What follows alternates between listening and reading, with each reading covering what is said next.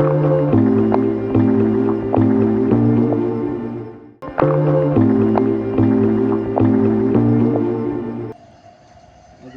ವೇದಿಕೆ ಮೇಲೆ ಆಸೀನರಾಗಿರ್ತಕ್ಕಂತಹ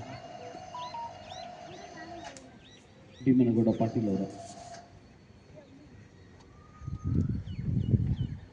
ರಾಜಶೇಖರ್ ಭೀಮನಗೌಡ ಪಾಟೀಲ್ ಅವರು ಈ ಒಂದು ಕಾರ್ಯಕ್ರಮಕ್ಕೆ ಆಗಮಿಸಿರ್ತಕ್ಕಂತಹ ಎಲ್ಲ ನೆಚ್ಚಿನ ಸ್ವಯಂ ಸೇವಕ ಬಂಧುಗಳೇ ಹಾಗೂ ಸಾರ್ವಜನಿಕ ಮಹೋದಯರುಗಳೇ, ಇವತ್ತು ನಾವು ಎಲೆಕ್ಟ್ರಾನಿಕ್ ಸಿಟಿ ನಗರದ ಸಂಕ್ರಾಂತಿ ಉತ್ಸವದ ನಿಮಿತ್ತವಾಗಿ ನಾವು ಇವತ್ತು ಇಲ್ಲಿ ಸೇರಿದ್ದೇವೆ. ನಾವು ಇವತ್ತು ಏನು ಈ ಒಂದು ಸಂಕ್ರಾಂತಿ ಉತ್ಸವ ಇದೆ, ಈ ಸಂಕ್ರಾಂತಿ ಉತ್ಸವವನ್ನು ರಾಷ್ಟ್ರದಾದ್ಯಂತ ಎಲ್ಲ ಹಿಂದೂ ಬಾಂಧವರು ಆಚರಣೆಯನ್ನು ಮಾಡ್ತಾ ಇದ್ದೇವೆ. ಅದಕ್ಕೆ ಅದರದೇ ಆದಂಥ ವೈಜ್ಞಾನಿಕ ಹಿನ್ನೆಲೆ ಇದೆ, ಧಾರ್ಮಿಕವಾದಂಥ ನಂಬಿಕೆಗಳಿದೆ, ನಮ್ಮ ಪರಂಪರೆ, ನಮ್ಮ ಸಂಪ್ರದಾಯ, ನಮ್ಮ ಆಚಾರ ವಿಚಾರದ ಅನುಗುಣವಾಗಿ ನಾವು ಈ ಒಂದು ಉತ್ಸವವನ್ನು ಭಾಳಷ್ಟು ಬೇರೆ ಬೇರೆ ವಿಭಿನ್ನವಾಗಿ ನಾವು ಇದನ್ನು ಆಚರಣೆಯನ್ನು ಮಾಡ್ತಿದ್ದೀವಿ. ಇವತ್ತಿನ ಈ ಒಂದು ಸಂಕ್ರಾಂತಿ ಉತ್ಸವವನ್ನು ಸಮಾಜ, ಉದಾಹರಣೆಗೆ ದಕ್ಷಿಣ ಭಾರತದಲ್ಲಿ ಅದರದೇ ಆದಂಥ ಆಚರಣೆಯ ನಿಮಿತ್ತವಾಗಿ ನಾವು ಆಚರಿಸ್ತೀವಿ. ಅದೇ ಸ್ವಲ್ಪ ಉತ್ತರ ಭಾರತಕ್ಕೆ ಹೋದರೆ ಹೆಸರನ್ನು ಬದಲಾವಣೆ ಇಟ್ಕೊಂಡು ಅವರ ಒಂದು ಉಪಾಸನಾ ಪದ್ಧತಿಯ ಮುಖೇನವಾಗಿ ಆಚರಣೆಯನ್ನು ಮಾಡ್ತಾರೆ. ನಾವು ಇಲ್ಲಿ ಇದನ್ನು ಸಂಕ್ರಾಂತಿ ಅಂತ ಹೇಳ್ತೀವಿ. ಅದೇ ತಮಿಳುನಾಡು ಕಡೆ ಹೋದರೆ ಅದನ್ನು ಪೊಂಗಲ್ ಅಂತ ಹೇಳ್ತಾರೆ. ಆದರೆ ಉತ್ತರ ಭಾರತದ ಕಡೆ, ಉತ್ತರ ಪ್ರದೇಶ ಆ ಕಡೆ ಜಾಗದಲ್ಲಿ ಇದನ್ನು ಉತ್ತರಾಯಣ ಅಂತ ಹೇಳ್ತಾರೆ. ಉತ್ಸವ ಒಂದೇ, ಆಚರಣೆಗಳು ಬೇರೆ ಬೇರೆ. ಬಹಳಷ್ಟು ವೈವಿಧ್ಯತೆಯನ್ನು ಹೊಂದಿರತಕ್ಕಂಥ ರಾಷ್ಟ್ರದ ಮಕ್ಕಳು ನಾವು. ಇವತ್ತೇನು ಈ ಸಂಕ್ರಾಂತಿ ಅಂತ ಹೇಳ್ತಕ್ಕಂಥದ್ದು, ಸಂಕ್ರಾಂತಿ ಹೆಸರೇ ಹೇಳೋದಂತೆ ಸಮ್ಯಕ್ ಮತ್ತು ಒಳ್ಳೆಯದು, ಸರಿಯಾದಂತಹ ಮತ್ತು ಕ್ರಾಂತಿ. ಕ್ರಾಂತಿ ಅಂತಂದ್ರೇನು? ಬದಲಾವಣೆ. ಯಾರು ಈ ಸಮಾಜದಲ್ಲಿ ಪರಿವರ್ತನೆಯನ್ನು ತಂದ್ರು, ಈ ಒಂದು ಪ್ರಕೃತಿನಲ್ಲಿ ಬದಲಾವಣೆಯನ್ನು ತಂದ್ರು, ಅದರ ಒಂದು ನೆನಪಿಗಾಗಿ ನಾವು ಇವತ್ತು ಸಂಕ್ರಾಂತಿಯನ್ನು ಆಚರಣೆ ಮಾಡ್ತೀವಿ. ನಮಗೆಲ್ಲ ಗೊತ್ತು, ಇವತ್ತು ಏನು ಈ ಒಂದು ಸಂಕ್ರಾಂತಿಯ ದಿನದಂದು ಈ ಸಂಕ್ರಾಂತಿಯನ್ನು ನಾವು ಸೂರ್ಯನ ಚಲನೆಯ ಮೇಲೆ ನಾವು ಆಚರಣೆಯನ್ನು ಮಾಡ್ತೀವಿ. ಸೂರ್ಯ ದಕ್ಷಿಣಾಭಿಮುಖವಾಗಿ ಸುತ್ತುತ್ತಾ ಇರ್ತಾರೆ. ಅಂದರೆ ಸೂರ್ಯನ ಸುತ್ತ ಭೂಮಿ ಸುತ್ತುತ್ತಿರುತ್ತೆ. ಸೂರ್ಯನ ಸುತ್ತ ಭೂಮಿ ದಕ್ಷಿಣಾಭಿಮುಖವಾಗಿ ಸುತ್ತೋದು ನಿಂತು ಅದು ಉತ್ತರಾಭಿಮುಖವಾಗಿ ಸುತ್ತೋದಕ್ಕೆ ಶುರು ಮಾಡುತ್ತೆ. ಅದಕ್ಕೆ ಇದನ್ನು ಉತ್ತರಾಯಣ ಅಂತ ನಾವು ಹೇಳ್ತೀವಿ. ಉತ್ತರಾಯಣ ಪುಣ್ಯಕಾಲ ಅಂತ ಹೇಳ್ತೀವಿ. ಈ ಒಂದು ಹಬ್ಬ ಭಾಳಷ್ಟು ವಿಶೇಷತೆಗಳನ್ನು ಒಳಗೊಂಡಿರ್ತಕ್ಕಂತಹ ಹಬ್ಬ. ಅದೆಷ್ಟು ವಿಶೇಷತೆಗಳು ಅಂತಂದರೆ ನಮಗೆಲ್ಲ ಗೊತ್ತಿರ್ಬೋದು. ಭೀಷ್ಮಾಚಾರ್ಯರು ಇದ್ರು. ಅವರು ಈ ಒಂದು ಮಹಾಭಾರತದ ಸಂದರ್ಭದಲ್ಲಿ ತನ್ನ ಭಾಳಷ್ಟು ಬಿಲ್ಲುಗಳು ಒಕ್ಕಿ ಅವರು ಸಾವನ್ನಪ್ಪಬೇಕು ಅಂತಕ್ಕಂಥ ಸಂದರ್ಭದಲ್ಲಿ ಅವರು ಈ ಒಂದು ಉತ್ತರಾಯಣದ ಪುಣ್ಯಕಾಲಕ್ಕೋಸ್ಕರ ಸಮಯವನ್ನು ವಿನಿಯೋಗವನ್ನು ಮಾಡಿ ಈ ಉತ್ತರಾಯಣ ಶುರುವಾಗೋ ತನಕ ತಡ ಮಾಡಿ ಆನಂತರ ತಮ್ಮ ಪ್ರಾಣವನ್ನು ಬಿಟ್ಟರು. ಅಂದರೆ ಉತ್ತರಾಯಣದ ಪುಣ್ಯಕಾಲದಲ್ಲಿ ನಾವು ಸ್ವರ್ಗಸ್ಥರಾದ ನಮಗೆ ಸ್ವರ್ಗ ಪ್ರಾಪ್ತಿ ಸಿಗುತ್ತೆ ಅಂತಕ್ಕಂಥದ್ದು ನಮ್ಮ ನಂಬಿಕೆ. ಈ ರೀತಿ ನಮ್ಮ ಆಚರಣೆ ಮುಖೇನವಾಗಿ ನಮ್ಮ ಧರ್ಮದಲ್ಲಿ, ನಮ್ಮ ಆಚರಣೆಗಳಲ್ಲಿ, ನಮ್ಮ ಸಂಪ್ರದಾಯದಲ್ಲಿ, ನಮ್ಮ ಹಿನ್ನೆಲೆಯಲ್ಲಿ ಸಂಕ್ರಾಂತಿಗೆ ಅದರದ್ದೇ ಆದಂಥ ವಿಶೇಷತೆಗಳನ್ನು ನಾವು ಒಳಗೊಂಡಿರ್ತೀವಿ. ಅದರಿಂದ ಯಾವುದ್ರ ಮುಖೇನವಾಗಿ ನಾವು ಆಚರಣೆಯನ್ನು ಮಾಡ್ತೀವಿ? ನಮ್ಮ ಧರ್ಮ ಇರ್ಬೋದು, ನಮ್ಮ ಸಂಸ್ಕೃತಿ ಇರ್ಬೋದು, ನಮ್ಮ ಸಂಪ್ರದಾಯ ಇರ್ಬೋದು, ಯಾವುದರ ಮುಖೇನವಾಗಿ ನಾವು ಆಚರಣೆಯನ್ನು ಮಾಡ್ತೀವಿ? ಇದೆಲ್ಲವಕ್ಕೂ ಕೂಡ ಒಂದು ವೈಜ್ಞಾನಿಕ ಹಿನ್ನೆಲೆ ಇದೆ. ಈ ವೈಜ್ಞಾನಿಕ ಹಿನ್ನೆಲೆಯ ಮುಖೇನವಾಗಿ ನಾವು ಇವತ್ತು ಇದರ ಆಚರಣೆಯನ್ನು ಮಾಡ್ತೀವಿ. ಈಗ ಕೆಲವು ನಿಮಿಷಗಳ ಹಿಂದೆ ಇದರ ಒಂದು ಇದು ಯಾವ ಸಂವತ್ಸರ ಅಂತ ಒಂದು ಹೆಸರನ್ನು ಹೇಳಿದ್ರು. ಕ್ರೋಧಿನಾಮ ಸಂವತ್ಸರ ಅಂತಕ್ಕಂಥ ಹೆಸರನ್ನು. ಹಾಗಾದ್ರೆ ಏನಿದು ಸಂವತ್ಸರ? ಯಾವುದೋ ಒಂದು ತಿಥಿ ಅಂತ ಹೇಳ್ತೀವಿ, ಯಾವುದೋ ಒಂದು ಮಾಸ ಅಂತ ಹೇಳ್ತೀವಿ, ಒಂದು ಋತು ಅಂತ ಹೇಳ್ತೀವಿ. ಹಾಗಾದ್ರೆ ಏನಿದು? ಸಂಪೂರ್ಣವಾಗಿ ನಮ್ಮ ಧರ್ಮ, ನಮ್ಮ ಸಂಪ್ರದಾಯ ಇದು ವೈಜ್ಞಾನಿಕ ಹಿನ್ನೆಲೆಯನ್ನು ಇಟ್ಟು ಮಾಡಿರ್ತಕ್ಕಂಥದ್ದು. ಭಾಳಷ್ಟು ವೈಜ್ಞಾನಿಕ ಹಿನ್ನೆಲೆ ಇರ್ತಕ್ಕಂತಹ ಸಂಸ್ಕೃತಿ ನಮ್ಮದು. ಕ್ರೋಧಿನಾಮ ಸಂವತ್ಸರ ಈಗ ಏನಾಗುತ್ತೆ? ಕ್ರೋಧಿನಾಮ ಸಂವತ್ಸರ ಯಾವಾಗ ಇಡೀ ಪ್ರಪಂಚದಕ್ಕೆ ಕಾಲಮಾನ ಅನ್ನೋದು ಗೊತ್ತಿರಲಿಲ್ವೋ ಆಗಿನ ಸಂದರ್ಭದಲ್ಲಿ ನಮ್ಮ ಹಿರಿಯರು, ನಮ್ಮ ಋಷಿಮುನಿಗಳು, ನಮ್ಮ ಭಾರತೀಯ ಕಾಲಮಾನ ಅಂದರೆ ಈ ಜನಜೀವನ ಚೆನ್ನಾಗಿ ಆಗೋ ದೃಷ್ಟಿಯಿಂದ, ಜನಜೀವನಕ್ಕೆ ಅನುಕೂಲ ಆಗೋ ದೃಷ್ಟಿಯಿಂದ ಒಂದು ಬಹಳ ವಿಶಿಷ್ಟವಾದಂಥ ಕಾಲಮಾನವನ್ನು ಒಂದು ಶಾಸ್ತ್ರದ ಮುಖೇನವಾಗಿ ನಮಗೆ ಕೊಟ್ಟಿದೆ. ನಾವು ಏನು ಈಗ ಒಂದು ಸಮಯವನ್ನು ಹೇಳ್ತೀವಿ, ಉದಾಹರಣೆಗೆ 1 ಗಂಟೆ, 1 ನಿಮಿಷ, 1 ಸೆಕೆಂಡ್ ಅಂತ ಹೇಳ್ತೀವಿ. ಆದರೆ ಆ 1 ನಿಮಿಷಕ್ಕಿಂತ ಕೆಳಗಡೆ ಬಂದರೆ 1 ಮಿಲಿ ಸೆಕೆಂಡ್ ಅಂತ ನಾವು ಹೇಳ್ಬೋದು. ಆದರೆ ಅದಕ್ಕಿಂತ ಆಳವಾಗಿ ನಮ್ಮ ಹಿರಿಯರ ಕಾಲಗಣನೆ ಹೇಗಿತ್ತು? ತ್ರುಟಿ ಅಂತ ನಾವು ಹೇಳ್ತೀವಿ. ತ್ರುಟಿ ಅಂತಂದರೆ 1 ಸೆಕೆಂಡನ್ನು 1,000 ಭಾಗವನ್ನಾಗಿ ಮಾಡಿದರೆ 1001ನೇ ಭಾಗವನ್ನು ಅದನ್ನು ತ್ರುಟಿ ಅಂತ ನಾವು ಹೇಳ್ತೀವಿ. ಇಷ್ಟು ಕರಾರುವಕ್ಕಾಗಿ ನಮ್ಮ ಕಾಲಜ್ಞಾನ ಅಥವಾ ಸಮಯದ ಜ್ಞಾನ ಇದು ನಮ್ಮ ಹಿರಿಯರು ಬಹಳಷ್ಟು ಸಾವಿರಾರು ವರ್ಷಗಳ ಹಿಂದೆ ನಮಗೆ ಕಲ್ಪನೆಯನ್ನು ಕೊಟ್ಟಿದ್ರು. ಅದರದೇ ಆದಂಥ ಒಂದಷ್ಟು ಶಾಸ್ತ್ರಗಳು ನಮ್ಮಲ್ಲಿತ್ತು. ಇದು ವೈಜ್ಞಾನಿಕ ಹಿನ್ನೆಲೆನೇ ಇಟ್ಕೊಂಡು ನಮ್ಮ ಧರ್ಮವನ್ನು, ನಮ್ಮ ಸಂಸ್ಕೃತಿಯನ್ನು ಕಟ್ಟಿಕೊಟ್ಟು 1 ನಿಮಿಷ, 1 ಸೆಕೆಂಡು, 60 ಸೆಕೆಂಡ್ಗಳಿಗೆ 1 ನಿಮಿಷ, 60 ನಿಮಿಷಗಳಿಗೆ 1 ಗಂಟೆ, 24 ಗಂಟೆಗಳಿಗೆ 1 ದಿನ. ಇದು ಯಾವ ಮುಖೇನವಾಗಿ ಆಗುತ್ತೆ? ಭೂಮಿಯ ಸುತ್ತ ಚಂದ್ರ ಸುತ್ತುತ್ತಾನೆ. ಚಂದ್ರ ಒಂದು ಏನು ಸುತ್ತು ಆಗ್ತಾ ಹೋಗ್ತಾನೆ, ಅದರ ಒಂದು ಕಾಲಗಣನೆಯ ಮೇಲೆ ಆಗ್ತಾ ಹೋಗುತ್ತೆ. ಭೂಮಿ ನಿಂತಲ್ಲೇ ಒಂದು ಸುತ್ತನ್ನು ಸುತ್ತುತ್ತೆ, ಅದನ್ನು ದೈನಂದಿನ ಚಲನೆ ಅಂತ ಹೇಳ್ತೀವಿ. ಭೂಮಿ ಸೂರ್ಯನ ಸುತ್ತ ಸುತ್ತುತ್ತೆ, ಅದನ್ನು ವಾರ್ಷಿಕ ಚಲನೆ ಅಂತ ನಾವು ಹೇಳ್ತೀವಿ. ಈ ರೀತಿಯಾದಂತಹ ಒಂದು ಕಾಲಗಣನೆ ಅಂತಕ್ಕಂಥದ್ದು ಬಹಳಷ್ಟು ವರ್ಷಗಳ ಹಿಂದೆ ಇತ್ತು. ಪ್ರತಿದಿನಕ್ಕೆ ಒಂದು ನಮ್ಮದು ನಕ್ಷತ್ರಗಳು ಬದಲಾವಣೆ ಆಗುತ್ತೆ. ಯಾವಾಗ ಈ ಚಂದ್ರ ಭೂಮಿಯ ಸುತ್ತ ಸುತ್ತುತ್ತಾ ಹೋಗ್ತಾನೆ, ನಾವೆಲ್ಲ ತಿಂಗಳ ಬೆಳಕನ್ನು ನೋಡಿದೀವಿ, ಚಂದ್ರನ ಬೆಳಕನ್ನು ನೋಡಿದೀವಿ. ಯಾವಾಗ ಚಂದ್ರ ಪೂರ್ಣವಾಗಿ ಕಾಣಿಸ್ತಾನೋ ಅದು ಕತ್ತಲಾಗ್ತಾ 15 ದಿನಗಳಿಗೆ ಅದು ಅಮಾವಾಸ್ಯೆ ಬರುತ್ತೆ. ಅದನ್ನು ನಾವು ಕೃಷ್ಣ ಪಕ್ಷ ಅಂತ ಹೇಳ್ತೀವಿ. ಯಾವಾಗ ಅಮಾವಾಸ್ಯೆ ಆಗುತ್ತೋ ಅಮಾವಾಸ್ಯೆಯಿಂದ ಚಂದ್ರನ ಬೆಳಕು ಹೆಚ್ಚಾಗ್ತಾ ಹುಣ್ಣಿಮೆ ಆಗ್ತಾ ಹೋಗುತ್ತೆ. ಇದನ್ನು ನಾವು ಶುಕ್ಲ ಪಕ್ಷ ಅಂತ ಹೇಳ್ತೀವಿ. 15 ದಿನಗಳಿಗೆ ಒಂದು ಪಕ್ಷಗಳು ಚೇಂಜ್ ಆಯಿತು. ಈ 15 ದಿನ ಮತ್ತು 15 ದಿನ ಸೇರಿದರೆ ಒಂದು ಮಾಸ. ಆ ರೀತಿ 12 ಮಾಸಗಳು ನಮ್ಮಲ್ಲಿದೆ. ಇದೇ ಮಾಸಗಳನ್ನು ಅವರು ಬದಲಾವಣೆಯನ್ನು ಮಾಡಿದ್ರು. ಸಪ್ತ, ಅಕ್ಟ ನಾವೇನು ಹೇಳ್ತೀವಿ, ಇದೆಲ್ಲವನ್ನು ಕೂಡ ಇಂಗ್ಲೀಷ್ಗೆ ತರ್ಜಮೆಯನ್ನು ಮಾಡಿದ್ರು. ನಮ್ಮ ದೇಶಕ್ಕೆ ಯಾರು ಅರಬ್ಬರ ಆಕ್ರಮಣ ಆಯಿತು, ಇಲ್ಲಿರ್ತಕ್ಕಂಥ ಪುಸ್ತಕಗಳಿಂದ ಇಲ್ಲಿರ್ತಕ್ಕಂಥ ವಿದ್ಯೆಯನ್ನು ಅವರು ಕಲ್ತ್ಕೊಂಡು ಹೋದ್ರು. ಅದನ್ನು ಟ್ರಾನ್ಸ್ಲೇಟ್ ಮಾಡಲಿಕ್ಕೆ ಅವ್ರು ಶುರು ಮಾಡಿದ್ರು. ಅದು ಸರಿಯಾದ ರೀತಿ ಟ್ರಾನ್ಸ್ಲೇಟ್ ಮಾಡಲಿಕ್ಕೆ ಅವ್ರ ಕೈಲಿ ಆಗಲಿಲ್ಲ. ಈ ರೀತಿ 12 ತಿಂಗಳುಗಳು ನಮ್ಮಲ್ಲಿದೆ. ಆ ರೀತಿ 2 ತಿಂಗಳುಗಳಿಗೆ ಒಂದೊಂದು ಋತು, ಒಟ್ಟು 6 ಋತುಗಳಿದೆ. ಈ ರೀತಿ 3 ಋತುಗಳು ಸೇರಿ ನಮಗೆ 6 ತಿಂಗಳಾಗ್ತದೆ. 2 ತಿಂಗಳಿಗೆ 1 ಋತು. ಆ ರೀತಿ 6 ತಿಂಗಳುಗಳಿಗೆ ಒಂದು ಆಯಣ. ಅದನ್ನ ಉತ್ತರಾಯಣ ಮತ್ತು ದಕ್ಷಿಣಾಯಣ ಅಂತ ಹೇಳ್ತೀವಿ. ಉತ್ತರಾಯಣ ದಕ್ಷಿಣಾಯಣ ಸಂವತ್ಸರೆ. ಭೂಮಿ ಸೂರ್ಯನ ಸುತ್ತ ಸುತ್ತುತ್ತೆ. ಅದು ಒಂದು ವೃತ್ತಾಕಾರದಲ್ಲಿ ಸುತ್ತಲ್ಲ, ಗೋಳಾಕಾರದಲ್ಲಿ ಸುತ್ತುತ್ತೆ. ದಕ್ಷಿಣದಿಂದ ಉತ್ತರಕ್ಕೆ, ಉತ್ತರದಿಂದ ದಕ್ಷಿಣಕ್ಕೆ. ಈಗ ನಾವು ಏನು ಈ ಸಂಕ್ರಾಂತಿಯ ದಿನ ಇದ್ದೀವಿ, ಈ ಒಂದು ದಕ್ಷಿಣಾಯಣ ಮುಗಿದು ಉತ್ತರಾಯಣಕ್ಕೆ ಶುರುವಾಗುತ್ತೆ. ಹಾಗಾಗಿ ಇದನ್ನ ಉತ್ತರಾಯಣದ ಪುಣ್ಯಕಾಲ ಅಂತ ನಾವು ಹೇಳ್ತೀವಿ. ಈ ರೀತಿ ಒಂದು ಸುತ್ತು ಸೂರ್ಯನ ಸುತ್ತೋದಕ್ಕೆ ಸಂವತ್ಸರ ಅಂತ ಹೇಳ್ತೀವಿ. ಈ ರೀತಿ ನಮ್ಮಲ್ಲಿ ಎಷ್ಟು ಸಂವತ್ಸರಗಳಿದೆ? 60 ಸಂವತ್ಸರಗಳಿದೆ. ಇವಾಗ ನಾವು ಕ್ರೋಧಿ ನಾಮ ಸಂವತ್ಸರ ಹೇಳ್ತೀವಿ, ವಿರೋಧಿ ನಾಮ ಸಂವತ್ಸರ ಹೇಳ್ತೀವಿ, ವಿಕೃತ ನಾಮ ಸಂವತ್ಸರ ಹೇಳ್ತೀವಿ. ಈ ರೀತಿ 60 ಸಂವತ್ಸರಗಳಿದೆ. ಈ ರೀತಿ 60 ಸಂವತ್ಸರಗಳು ಮುಗಿದ ನಂತರ ಮತ್ತೆ ಮೊದಲನೆಯ ಸಂವತ್ಸರದಿಂದ ನಮ್ದು ಶುರು ಆಗ್ತಾ ಹೋಗುತ್ತೆ. ಈ ರೀತಿಯಾದಂಥ ವಿಚಾರಗಳು. ಅದಕ್ಕಿಂತ ನಾವು ಸ್ವಲ್ಪ ಮುಂದೆ ಹೋದ್ರೆ, ಇವಾಗಲೇ ಹೇಳಿದ್ರು, ಇದು ಯಾವ ಯುಗ? ಕಲಿಯುಗ ಹಬ್ಬ 5,000 ವರ್ಷಗಳಾಯ್ತು. ಕಲಿಯುಗ ಯಾವಾಗ ಶುರುವಾಯಿತು? ಕೃಷ್ಣನ ನಂತರ ಈ ಒಂದು ಕಲಿಯುಗ ಶುರುವಾಯಿತು. ಅದಕ್ಕೆ ಹಿಂದೆ ಇದ್ದಿದ್ದು ದ್ವಾಪರ ಯುಗ, ಅದಕ್ಕಿಂತ ಇದ್ದಿದ್ದು ತ್ರೇತಾಯುಗ ಇತ್ತು, ಸತ್ಯಯುಗ ಇತ್ತು. ಈ ರೀತಿಯ ಯುಗಗಳು. ಈ ಒಂದು ಏನು ಕಲಿಯುಗ ಇದೆ, ಕಲಿಯುಗದ 2 ಪಟ್ಟು ಹಿಂದಿನ ದ್ವಾಪರ ಯುಗ ಇತ್ತು, ಅದರ 3 ಪಟ್ಟು ತ್ರೇತಾಯುಗ ಇತ್ತು, ಅದರ 4 ಪಟ್ಟು ಸತ್ಯಯುಗ ಇತ್ತು. ಈ ರೀತಿಯಾದಂಥ ಯುಗಗಳು. ಈ ರೀತಿ ಕಲಿಯುಗ ಮುಗಿದ ನಂತರ ಪೂರ್ತಿ ಒಂದು ಯುಗ ಕಂಪ್ಲೀಟ್ ಆಗುತ್ತೆ ಅಂತಕ್ಕಂಥ ನಮ್ಮ ಕಾಲಗಳು. ಇದು ಎಷ್ಟು ಕರಾರುವಕ್ಕಾಗಿತ್ತು. ಈ ವಿಷಯಗಳನ್ನ ನಮ್ಮ ಹಿರಿಯರು ಬಹಳಷ್ಟು ವರ್ಷಗಳ ಹಿಂದೆ ಇತ್ತು. ನಮಗೆಲ್ಲ ಗೊತ್ತಿರ್ತಕ್ಕಂಥ ಒಬ್ಬ ಸೈಂಟಿಸ್ಟ್ ಒಬ್ಬರು ಇದ್ರು, ಅವ್ರ ಹೆಸರು ಗೆಲಿಲಿಯೋ ಅಂತ. ಗೆಲಿಲಿಯೋ ಒಮ್ಮೆ ಅವರು ಒಂದು ಅನಾಲಿಸಿಸ್ ಅನ್ನು ಮಾಡಿ ಹೇಳಿದ್ರು, ಹೀಗೆ ನಮ್ಮ ಸೂರ್ಯನ ಸುತ್ತ ಭೂಮಿ ಸುತ್ತುತ್ತೆ, ಸೂರ್ಯನ ಸುತ್ತ ಭೂಮಿ ಸುತ್ತುತ್ತೆ, ಭೂಮಿ ಸುತ್ತ ಸೂರ್ಯ ಸುತ್ತೋದಿಲ್ಲ ಅಂತ. ಆದರೆ ಇದನ್ನು ಚರ್ಚು ವಿರೋಧ ವ್ಯಕ್ತಪಡಿಸಿ ಇನ್ನೇನೋ ಬೇರೆ ವಿಷಯವನ್ನು ಹೇಳ್ತಿದ್ದಾನೆ ಅಂದ್ಬಿಟ್ಟು ಗೆಲಿಲಿಯೋನ ಜೈಲಿಗೆ ಹಾಕಿದ್ರು. ಅವನು ಹೇಳಿದಂತ ಸತ್ಯ ಇದು. ನೋಡಿ, ಇದು ಒಂದು ಗ್ಯಾಲಕ್ಸಿ. ಈ ಗ್ಯಾಲಕ್ಸಿನಲ್ಲಿ ಸೂರ್ಯ ಒಂದು ನಕ್ಷತ್ರ. ಈ ನಕ್ಷತ್ರದ ಸುತ್ತ ಒಂದಷ್ಟು ಗ್ರಹಗಳು ಸುತ್ತುತ್ತೆ. ಅದರ ಭೂಮಿನೂ ಕೂಡ ಒಂದು ಗ್ರಹ. ಈ ರೀತಿ ಇದು ಸೌರ ಮಂಡಲ ಅಂತ ಎಲ್ಲವನ್ನೂ ಕೂಡ ಎಕ್ಸ್ಪ್ಲೇನ್ ಮಾಡ್ದ. ಆದ್ರೆ ಇದನ್ನ ಅಪೋಸ್ ಮಾಡ್ತಾವೆ. ಇವನು ಬೈಬಲ್ಗೆ ವಿರುದ್ಧವಾಗಿ ಮಾತನಾಡ್ತಿದ್ದಾನೆ ಅಂತ ಇವನನ್ನು ಜೈಲಿಗೆ ಹಾಕ್ತು.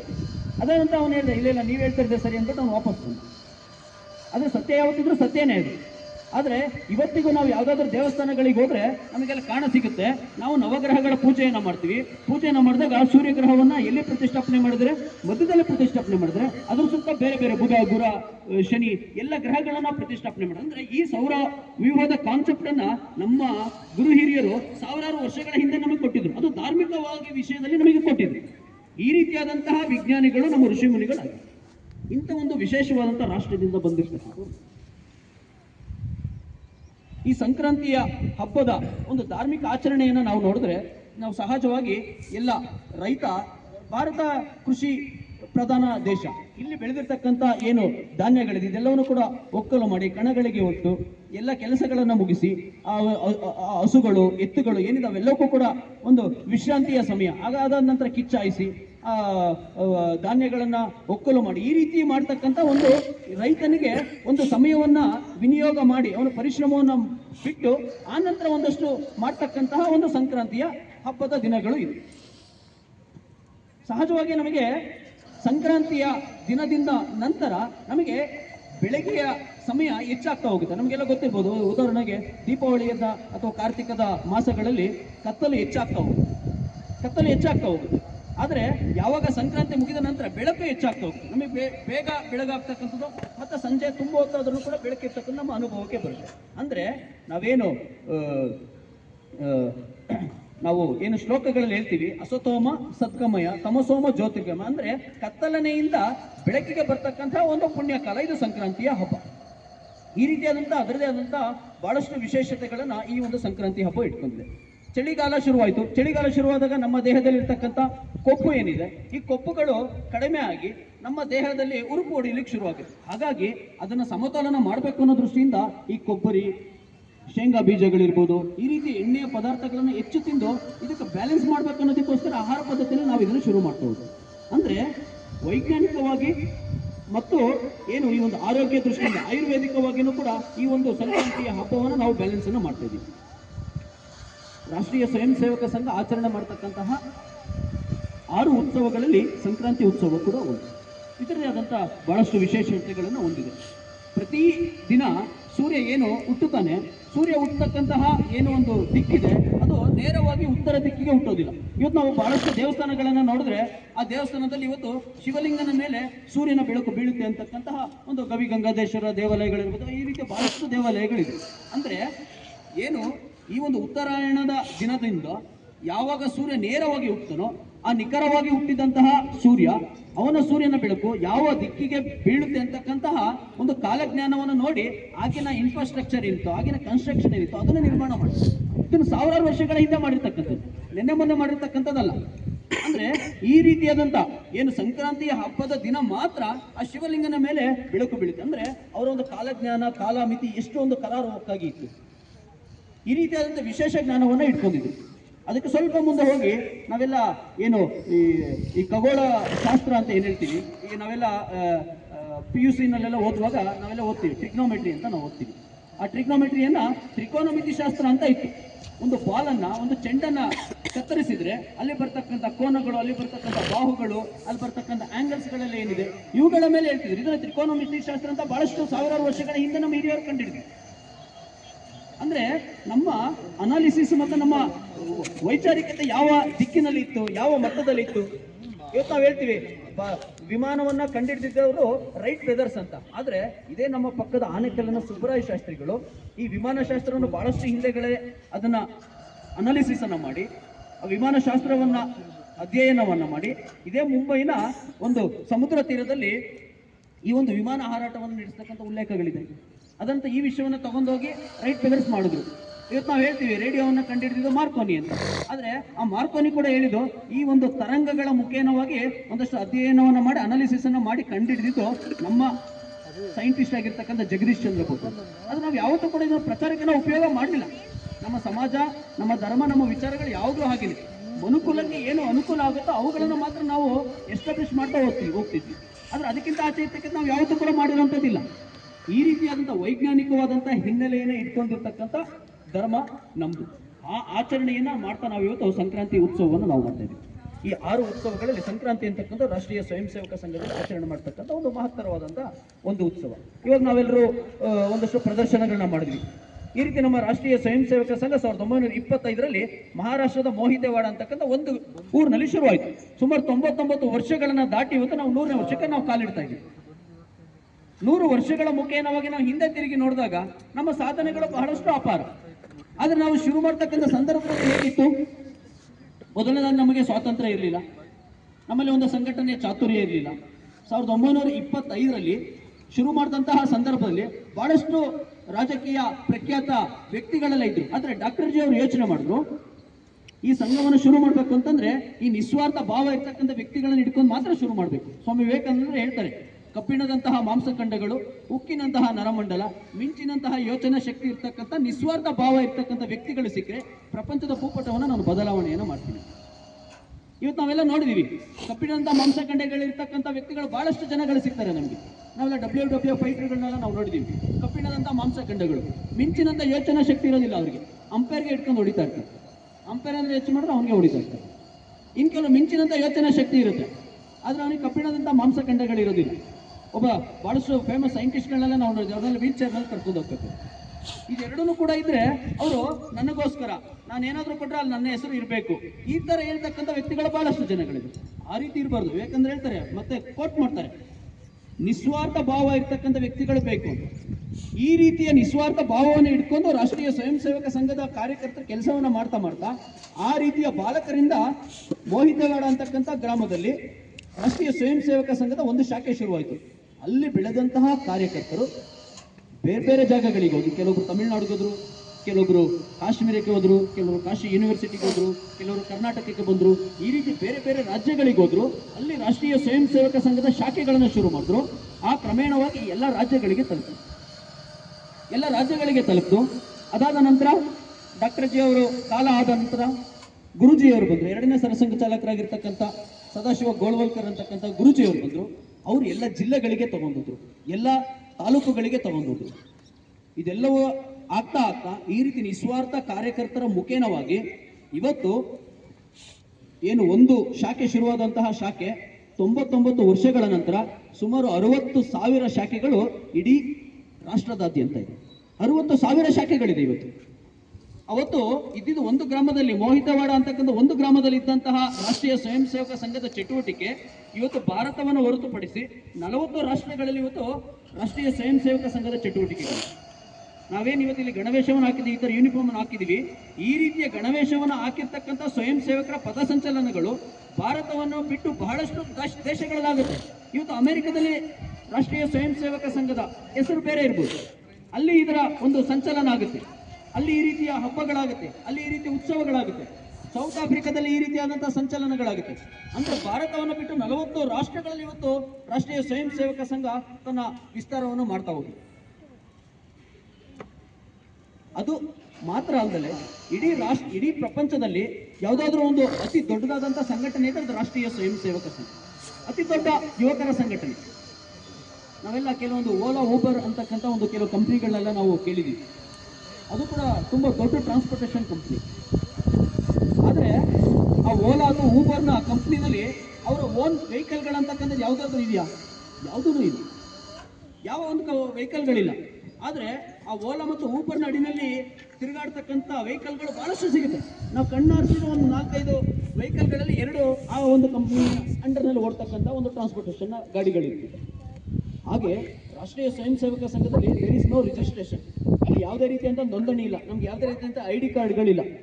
ಆದರೆ ನಾವು ಈ ವಿಚಾರಗಳಿಗೆ, ಈ ಆದರ್ಶಗಳಿಗೆ ಕಟಿಬದ್ಧರಾಗಿ ರಾಷ್ಟ್ರೀಯ ಸ್ವಯಂ ಸೇವಕ ಸಂಘವನ್ನು ನಾವು ಆಚರಣೆ ಪಾಲನೆ ಮಾಡಬೇಕು ಅಂತಕ್ಕಂಥ ಒಂದು ಸಂಕಲ್ಪವನ್ನು ಇಟ್ಕೊಂಡು ನಾವು ಈ ಒಂದು ಕೆಲಸವನ್ನು ನಾವು ಮಾಡ್ತೀವಿ. ರಾಷ್ಟ್ರೀಯ ಸ್ವಯಂ ಸೇವಕ ಸಂಘ 60,000 ಶಾಖೆಗಳನ್ನ ಮಾಡಿದೆ, 40 ರಾಷ್ಟ್ರಗಳಲ್ಲಿದೆ. ಇವತ್ತು ಪ್ರತಿಯೊಂದು ಬೂತ್ ಮಟ್ಟಕ್ಕೆ ನಾವು ಇವತ್ತು ತಲುಪಿದ್ದೀವಿ. ಪ್ರತಿಯೊಂದು ಬೂತ್ ಮಟ್ಟಕ್ಕೆ ನಾವು ಹೋಗಿದ್ವಿ. ಪ್ರತಿಯೊಂದು ಗ್ರಾಮಗಳಲ್ಲಿ ಇವತ್ತು ರಾಷ್ಟ್ರೀಯ ಸ್ವಯಂ ಸೇವಕ ಸಂಘ ಅಂತಕ್ಕಂಥ ಸ್ವಯಂ ಸೇವಕ ಒಂದಲ್ಲ ಒಂದು ಕಡೆ ಇದೆ. ಸಂಘಟನೆ ಗಟ್ಟಿ ಮಾಡ್ತಕ್ಕಂಥದ್ದು, ಮಾಡಬೇಕಾಗಿರ್ತಕ್ಕಂಥದ್ದು ಬೇರೆ ಬೇರೆ. ಇವತ್ತು ನಾವು ಎಲ್ಲ ಉಪವಸತಿಗಳ ಮಟ್ಟಕ್ಕೆ ನಾವೆಲ್ಲ ಹೋಗಿದ್ದೀವಿ, ಎಲ್ಲ ಬೂತ್ಗಳಿಗೆ ನಾವು ಇವತ್ತು ಹೋಗಿದ್ದೀವಿ. ನಾವೆಲ್ಲ ಯಾವುದಾದ್ರೂ ಬೂತ್ಗಳಿಗೆ ಯಾವುದೋ ಒಬ್ಬ ಕಾರ್ಯಕರ್ತ ಇದ್ದಾನೆ ಅಂದರೆ ಯಾವುದೋ ಒಂದು ಬಸ್, ನಾವು ಯಾವುದಾದ್ರು ಒಂದು ಬಸ್ ಸ್ಟೇಷನಲ್ಲಿ ನಾವು ಹೋದಾಗ ಭಾಳಷ್ಟು ಜನಗಳು ಓಡಿ ಬರ್ತಾರೆ ನಾವು ಸೀಟ್ನ ಹಿಡಿಬೇಕಂದ್ಬಿಟ್ಟು. ಯಾರೋ ಒಂದು ಕರ್ಚೀಫ್ ಅಥವಾ ಒಂದು ಟವಲನ್ನು ಇಡ್ತಾರೆ ಸೀಟ್ ಮೇಲೆ. ಏನಕ್ಕೆ ಇಡ್ತಾರೆ ಅದನ್ನು? ನಾನು ಬರ್ತೀನಿ, ಆ ಸೀಟ್ ನನಗೆ ರಿಸರ್ವ್ ಆಗಿದೆ ಅಂತ. ಆ ರೀತಿ ಇವತ್ತು ನಾವು ಉಪವಸತಿ ಮಟ್ಟಕ್ಕೆ ಹೋಗಿದ್ದೀವಿ. ಅಲ್ಲಿ ಯಾರೋ ಒಬ್ಬ ಕಾರ್ಯಕರ್ತ ಇದ್ದಾನೆ ಇವತ್ತು ನಮ್ಮಲ್ಲಿ, ಇವತ್ತು ಒಬ್ಬ ಕಾರ್ಯಕರ್ತ ಇದ್ದಾನೆ ಅಂದರೆ ಅದು ನಮಗೆ ರಿಸರ್ವ್ ಆಗಿದೆ. ಮುಂದಿನ ದಿನಗಳಲ್ಲಿ ನಾವು ಅಲ್ಲಿ ಬರ್ತೀವಿ, ನಮ್ಮ ಸಂಘಟನೆ ನಾವು ಹೆಚ್ಚು ಮಾಡ್ತೀವಿ. ಈ ರೀತಿ ಮಾಡ್ತಾ ಮಾಡ್ತಾ ವ್ಯಕ್ತಿ ನಿರ್ಮಾಣದ ಕೆಲಸವನ್ನು ನಿತ್ಯ ಮಾಡ್ತಾ ಮಾಡ್ತಾ ವ್ಯಕ್ತಿ ನಿರ್ಮಾಣದಿಂದ ನಾವು ರಾಷ್ಟ್ರ ನಿರ್ಮಾಣವನ್ನು ಮಾಡ್ತೀನಿ ಅಂತಕ್ಕಂಥ ಕಲ್ಪನೆ ಇಟ್ಕೊಂಡು ರಾಷ್ಟ್ರೀಯ ಸ್ವಯಂ ಸೇವಕ ಸಂಘ ಕಳೆದ 99 ವರ್ಷಗಳಿಂದ ಇವತ್ತು ಮಾಡ್ತೀವಿ. ರಾಷ್ಟ್ರೀಯ ಸ್ವಯಂ ಸೇವಕ ಸಂಘದಲ್ಲಿ ಸುಮಾರು 46 ವಿವಿಧ ಕ್ಷೇತ್ರದ ಸಂಘಟನೆಗಳಿವೆ. ನಮಗೆಲ್ಲ ಗೊತ್ತಿರೋ ಹಾಗೆ ಅಶೋಕ್ ಸಿಂಘಲ್ ಅಂತಕ್ಕಂಥ ವಿಶ್ವ ಹಿಂದೂ ಪರಿಷತ್ ಒಬ್ಬ ಮಹಾನ್ ವ್ಯಕ್ತಿ ಇದು. ಇವತ್ತು ಇವಾಗಿಲ್ಲ, ಅವ್ರು ಕಾಲವಾಗಿದೆ. ಅವರು ಆವಾಗಿನ ಕಾಲದಲ್ಲಿ ಹೇಳಿದ್ರು, ರಾಷ್ಟ್ರೀಯ ಸ್ವಯಂ ಸೇವಕ ಸಂಘ ಕಾಲ ಹಿಡಿದಲೇ ಇರ್ತಕ್ಕಂಥ ಯಾವುದೇ ಕ್ಷೇತ್ರ ಅಲ್ಲ, ನೀವು ಯಾವುದೇ ಕ್ಷೇತ್ರಕ್ಕೆ ಹೋಗಿ, ಇವತ್ತು ಶಿಕ್ಷಣ ಕ್ಷೇತ್ರಕ್ಕೆ ಹೋಗಿ, ವಿದ್ಯಾಭಾರತಿ ಅಂತಕ್ಕಂಥ ಹೆಸರಿನಲ್ಲಿ ಕೆಲಸ ಮಾಡ್ತಾ ಇದೆ. ಇವತ್ತು ಡಾಕ್ಟರ್ಗಳ ಮಧ್ಯದಲ್ಲಿ ಇವತ್ತು ಕೆಲಸ ಮಾಡ್ತಾ ಇದೆ. ಇವತ್ತು ಲಾಯರ್ಗಳ ಮಧ್ಯದಲ್ಲಿ ಇವತ್ತು ಕೆಲಸವನ್ನು ಮಾಡ್ತಾ ಇದೆ. ABVP ಅಂತಕ್ಕಂಥ ಹೆಸರಿನಲ್ಲಿ ವಿದ್ಯಾರ್ಥಿಗಳ ಮಧ್ಯದಲ್ಲಿ ನಾವು ಕೆಲಸವನ್ನು ಮಾಡ್ತಾ ಇದ್ದೀವಿ. ಸಂಸ್ಕಾರವನ್ನು ಉಳಿಸಬೇಕು, ಈ ದೇಶದ ಸಂಸ್ಕಾರವನ್ನು ಉಳಿಸಬೇಕು ಅನ್ನೋದಕ್ಕೋಸ್ಕರ ಸಂಸ್ಕಾರ ಭಾರತಿ ಕೆಲಸ ಮಾಡ್ತಾ ಇದೆ. ಇವತ್ತು ಸಂಸ್ಕೃತ ನಮ್ಮ ಮೂಲ ಭಾಷೆ, ಈ ಮೂಲ ಭಾಷೆಯನ್ನು ಉಳಿಸಬೇಕು ಅನ್ನೋದಕ್ಕೋಸ್ಕರ ಸಂಸ್ಕೃತ ಭಾರತಿ ಅಂತಕ್ಕಂಥದ್ದು ಕೆಲಸ ಮಾಡ್ತಾ ಇದೆ. ಆರೋಗ್ಯ ಭಾರತಿ ನಮ್ಮಲ್ಲಿ ಇವತ್ತು ಕೆಲಸ ಮಾಡ್ತಾ ಇದೆ. ಯಾವ ಕ್ಷೇತ್ರವನ್ನು ನಾವು ಬಿಟ್ಟಿಲ್ಲ. ಗುಡ್ಡಗಾಡು ಪ್ರದೇಶಗಳಲ್ಲಿ ಎಲ್ಲಿ ಮನುಷ್ಯ ತಲುಪಲಿಕ್ಕೆ ಸಾಧ್ಯ ಇಲ್ವೋ, ಇವತ್ತು ಅಂಡಮಾನ ನಿಕೋಬಾರ್ನ ಜಾಗಗಳಲ್ಲಿ ಮ್ಯಾನ್ ರಿಸ್ಟ್ರಿಕ್ಟೆಡ್ ಏರಿಯಾ ಅಂತಕ್ಕಂಥದ್ದಿದೆ, ಮನುಷ್ಯ ಹೋಗ್ಬಾರ್ದು ಅಲ್ಲಿಗೆ, ಅಂಥ ಜಾಗಗಳಿದೆ. ಅಲ್ಲಿ ಯಾರು ವಾಸ ಮಾಡ್ತಿದ್ದಾರೆ? ಅಲ್ಲಿ ಮೂಲ ನಿವಾಸಿಗಳು ವಾಸ ಮಾಡ್ತಿದ್ದಾರೆ, ಬುಡಕಟ್ಟು ಜನಾಂಗದವರು ವಾಸ ಮಾಡ್ತಿದ್ದಾರೆ. ಇವತ್ತಿಗೂ ಕೂಡ ಮೈ ಮೇಲೆ ಬಟ್ಟೆ ಹಾಕ್ತಲೇ ಇರ್ತಕ್ಕಂಥ ವ್ಯಕ್ತಿಗಳು ಇವತ್ತಲ್ಲಿ ವಾಸ ಮಾಡ್ತಿದ್ದಾರೆ. ಈ ರೀತಿಯ ಬುಡಕಟ್ಟು ಜನಾಂಗದವರು ನಮ್ಮ ಇರ್ತಕ್ಕಂಥ ದಾಂಡೇಲಿಯ ಜಾಗಗಳಿರ್ಬೋದು, ನಮ್ಮ ಮೈಸೂರಿನ HD ಕೋಟೆ ಜಾಗಗಳಿರ್ಬೋದು, ಈ ಜಾಗಗಳಲ್ಲಿ ವಾಸ ಮಾಡ್ತಿದ್ದಾರೆ. ಅವರ ಮಧ್ಯದಲ್ಲಿ ಸಂಘಟನೆಯನ್ನು ತರಬೇಕು, ಅವರಲ್ಲಿ ನಾಗರಿಕತೆಯನ್ನು ತರಬೇಕು. ಅಂತ ವ್ಯಕ್ತಿಗಳ ಮಧ್ಯದಲ್ಲಿ ಕೆಲಸವನ್ನು ಮಾಡಬೇಕು ಅಂತಕ್ಕಂಥ ದೃಷ್ಟಿಕೋನವನ್ನು ಇಟ್ಕೊಂಡು ವನವಾಸಿ ಕಲ್ಯಾಣಾಶ್ರಮ ಅಂತಕ್ಕಂಥ ಒಂದು ಆರ್ಗನೈಸೇಷನ್, ರಾಷ್ಟ್ರೀಯ ಸ್ವಯಂ ಸೇವಕ ಸಂಘದ ಇನ್ನೊಂದು ಅಂಗಸಂಸ್ಥೆ ಇವತ್ತು ಕಾಡುಗಳ ಮಧ್ಯದಲ್ಲಿ ಕೆಲಸ ಮಾಡ್ತಾ ಇದೆ. ಈ ಕಾಡುಗಳ ಮಧ್ಯದಲ್ಲಿ, ದಟ್ಟ ಅರಣ್ಯಗಳ ಮಧ್ಯದಲ್ಲಿ ಇವತ್ತು ದೇವಸ್ಥಾನಗಳಾಗಿದೆ, ಆರೋಗ್ಯ ಕೇಂದ್ರಗಳಾಗಿದೆ, ಅಂಗನವಾಡಿಗಳಾಗಿದೆ, ಶಾಲೆಗಳಾಗಿದೆ, ಭಜನಾ ಮಂದಿರಗಳಾಗಿದೆ. ಯಾವ ಒಬ್ಬ ಸ್ವಯಂ ಸೇವಕ ಒಂದು ಸಂಕಲ್ಪವನ್ನು ಮಾಡಿದ ನಿಮಿತ್ತವಾಗಿ ಇವತ್ತು ಇಷ್ಟೊಂದು ಕೆಲಸಗಳಾಗ್ತಿದೆ. ಒಂದು ಸಮಯದಲ್ಲಿ ಗುರುಜಿಯವರ ಬಳಿ ಒಬ್ಬರು ಬಂದ್ಬಿಟ್ಟು ಹೇಳಿದ್ರು, ಈಗ ಇಷ್ಟೊಂದು ಸಮಸ್ಯೆ ಆಗ್ತದೆ, ನಮಗೊಂದು ಪೊಲಿಟಿಕಲ್ ಫೋರ್ಸ್ ಬೇಕಲ್ಲ ನಮಗೆ, ಹಾಗಾಗಿ ನಾವು ಇದು ಒಂದು ರಾಜಕೀಯ ಪಕ್ಷನ ನಾವು ಶುರು ಮಾಡಬೇಕು ಅಂತ. ಗುರುಜಿಯವರು ಹೇಳಿದ್ರು, ಇದು ನಾವು ಮಾಡ್ಲಿಕ್ಕೆ ಆಗೋದಿಲ್ಲ, ನಾವು ಮಾಡಬೇಕಾಗಿರೋದು ವ್ಯಕ್ತಿ ನಿರ್ಮಾಣದಿಂದ ರಾಷ್ಟ್ರ ನಿರ್ಮಾಣ, ಇದು ನಮ್ಮ ಕಲ್ಪನೆ, ಇದನ್ನೇ ನಾವು ಕೆಲಸ ಮಾಡ್ತಾ ಹೋಗ್ಬೋದು. ಆದರೆ ವ್ಯಕ್ತಿ ಏನು ಬೇಕಾದ್ರೂ ಮಾಡ್ಬೋದು, ಇಲ್ಲಿ ಬೆಳೆದಿರ್ತಕ್ಕಂಥ ವ್ಯಕ್ತಿ ಏನು ಬೇಕಾದ್ರೂ ಮಾಡ್ಬೋದು, ಸಮಾಜಕ್ಕೆ ಉಪಯೋಗ ಆಗ್ತಕ್ಕಂಥ ಯಾವುದೇ ಕೆಲಸಗಳನ್ನ ಬೇಕಾದ್ರೂ ಮಾಡ್ಬೋದು. ಚೈನಾ ವಾರ ಆದಂಥ ಸಂದರ್ಭದಲ್ಲಿ ಒಬ್ಬ ಮಹಾನ್ ಕಾಂಗ್ರೆಸ್ನ ವ್ಯಕ್ತಿ ಬಂದ್ಬಿಟ್ಟು ಗುರುಜಿಯವ್ರನ್ನ ಕೇಳಿದ್ರು, ಸರ್ಸಂಘ ಚಾಲಕನ, ವಾಟ್ ಸೇಸ್ ಸಂಘ, ಇವಾಗ ಇಷ್ಟು ದೇಶ ಇವತ್ತು ಆಪತ್ನಲ್ಲಿದೆ, ಹಾಗಾದ್ರೆ ನೀವೇನು ಮಾಡಬೇಕು, ನಿಮ್ಮೆಲ್ಲ ಸ್ವಯಂ ಸೇವಕರು ಬಂದ್ಬಿಟ್ಟು ಹೋರಾಟವನ್ನು ಮಾಡಬೇಕಲ್ಲ ಅಂತ. ಆದರೆ ಗುರುಜಿಯವರು ಹೇಳಿದ್ರು, ನಾವು ಮಾಡೋದಿಲ್ಲ, ನಮ್ಮ ಕೆಲಸ ರಾಷ್ಟ್ರ ಸಂಘಟನೆ, ವ್ಯಕ್ತಿಗಳ ಸಂಘಟನೆ, ಅಷ್ಟು ಮಾತ್ರ ನಾವು ಮಾಡ್ತೀವಿ. ಸಂಘ will not do anything but ಸ್ವಯಂ ಸೇವಕ ಕ್ಯಾನ್ ಡೂ ಎವ್ರಿಥಿಂಗ್. ಸಂಘ ಏನೂ ಮಾಡೋದಿಲ್ಲ, ಆದರೆ ಇಲ್ಲಿ ಬೆಳೆದಿರ್ತಕ್ಕಂಥ ವ್ಯಕ್ತಿ ಏನು ಬೇಕಾದರೂ ಮಾಡ್ಬೋದು. ಇದರ ಮುಂದುವರಿದ ಭಾಗವಾಗಿ ಬಹಳಷ್ಟು ಚಟುವಟಿಕೆ ಮುಖೇನವಾಗಿ ಸೈನ್ಯದಲ್ಲಿ ಇಲ್ಲಿರ್ತಕ್ಕಂಥ ಸ್ವಯಂ ಸೇವಕರು ಹೋಗಿ ಸೇರ್ಕೊಂಡ್ರು. ಅಲ್ಲಿರ್ತಕ್ಕಂಥ ಏನು ವೆಪನ್ಸ್ಗಳನ್ನ ಸಾಗು ಮಾಡಲಿಕ್ಕೆ ಆ ಒಂದು ಬಾರ್ಡರ್ನಲ್ಲಿ ಹೋಗಿ ಕೆಲಸವನ್ನು ಮಾಡ್ತಾ ಮಾಡ್ತಾ ನಮಗೆಲ್ಲ ಗೊತ್ತಿರೋ ಹಾಗೆ ಯುದ್ಧದಲ್ಲಿ ನಾವು ಜಯವನ್ನು ಗಳಿಸಿದ್ವಿ. ಆ ಜಯವನ್ನು ಗಳಿಸಿದ ನಂತರ ಗಣರಾಜ್ಯೋತ್ಸವದ ದಿನದಂದು ನೆಹರು ಅವರು, ನೀವು ಬಂದು ಈ ಒಂದು ಪೆರೇಡನ್ನು ನೀವು ಮಾಡಬೇಕು ಅಂತ ಹೇಳಿದ್ವಿ. ಆ ಒಂದು ಸಂದರ್ಭದಲ್ಲಿ ರಾಷ್ಟ್ರೀಯ ಸ್ವಯಂ ಸೇವಕ ಸಂಘ ಏನು ಜನವರಿ 26 ಗಣರಾಜ್ಯೋತ್ಸವದಲ್ಲಿ ಪೆರೇಡನ್ನು ಮಾಡುತ್ತೆ. ಆ ಒಂದು ಸಂದರ್ಭದಲ್ಲಿ ಸ್ವಯಂ ಸೇವಕರು ಹೋಗಿ ಆ ಒಂದು ರೂಟ್ ಮಾರ್ಚ್ನಲ್ಲಿ ಪಾಲ್ಗೊಂಡ್ರು. ಆಗಿನ ಸಂದರ್ಭದಲ್ಲಿ ನಾವೇನು ಇವತ್ತು ವಂಶೀಯನ ವಾದನವನ್ನು ನಾವು ಮಾಡಿದ್ವಿ, ಅಲ್ಲಿ ಒಂದು ಶಿವರಂಜನಿ ಅಂತಕ್ಕಂಥ ಒಂದು ರಚನೆಯನ್ನು ನಾವು ನೋಡುತ್ತೀವಿ. ಈ ಶಿವರಂಜನಿ ಇವತ್ತು ಇಂಡಿಯನ್ ಆರ್ಮಿನಲ್ಲಿ ಈ ಒಂದು ರಚನೆ ಇದೆ. ಈ ರಚನೆಯನ್ನು ಕೊಟ್ಟಿದ್ದು ರಾಷ್ಟ್ರೀಯ ಸ್ವಯಂ ಸೇವಕ ಸಂಘ. ಇವಾಗಲೂ ಕೂಡ ಲಿಟ್ರಲಿ ವಿ ಆರ್ ಫಾಲೋಯಿಂಗ್, ಇವಾಗಲೂ ಕೂಡ ಅದನ್ನು ನಾವು ಉಪಯೋಗವನ್ನು ಮಾಡ್ತೀವಿ. ಅಂದರೆ ಹೇಗೆ ವ್ಯಕ್ತಿ ಒಂದು ಕಟಿಬದ್ಧವಾಗಿ ಕೆಲಸವನ್ನು ಮಾಡ್ತಾ ಹೋದರೆ ಈ ರೀತಿಯಾದಂಥ ಅದ್ಭುತವನ್ನು ನಾವು ಸಾಧಿಸಲಿಕ್ಕೆ ಸಾಧ್ಯ. ನಮಗೆಲ್ಲ ಗೊತ್ತಿರ್ಬೋದು, ನಮ್ಮ ದಕ್ಷಿಣದಲ್ಲಿರ್ತಕ್ಕಂತಹ ಒಂದು ವಿವೇಕಾನಂದ ರಾಕ್ ಅಂತ ಹೇಳ್ತೀವಿ, ವಿವೇಕಾನಂದ ಸ್ಮಾರಕ ಅಂತ ಹೇಳ್ತೀವಿ. ಅಲ್ಲಿರ್ತಕ್ಕಂಥ ಅದರ ಹೆಸರು ಕನ್ಯಾಕುಮಾರಿ ಅಂತ. ಏನು ಭುವನ ಸುಂದರಿ ಅಂತ ನಾವೇನು ಹೇಳ್ತೀವಿ, ಆ ಒಂದು ಕನ್ಯಾಕುಮಾರಿ ಜಾಗವನ್ನ ಅಲ್ಲಿರ್ತಕ್ಕಂಥ ಒಂದಷ್ಟು ಕ್ರಿಶ್ಚಿಯನ್ ಮಷಿನರೀಸ್ಗಳೆಲ್ಲ ಸೇರ್ಕೊಂಡು ಅದನ್ನು ಕನ್ನಿ ಮೇರಿ ಅಂತಕ್ಕಂಥ ಹೆಸರನ್ನ ಇಟ್ಕೊಂಡು ಇಲ್ಲೊಂದು ಚರ್ಚನ್ನು ನಿರ್ಮಾಣ ಮಾಡಬೇಕು ಅಂತ ಯೋಚನೆ ಮಾಡಿ ರಾಷ್ಟ್ರೀಯ ಸ್ವಯಂ ಸೇವಕ ಸಂಘದಲ್ಲಿರ್ತಕ್ಕಂಥ ಕೆಲವು ಕಾರ್ಯಕರ್ತರು ಯೋಚನೆಯನ್ನು ಮಾಡ್ತಾರೆ. ಇದು ಈ ರೀತಿ ಆದ್ರೆ ಏನು ಮಾಡಬೇಕು?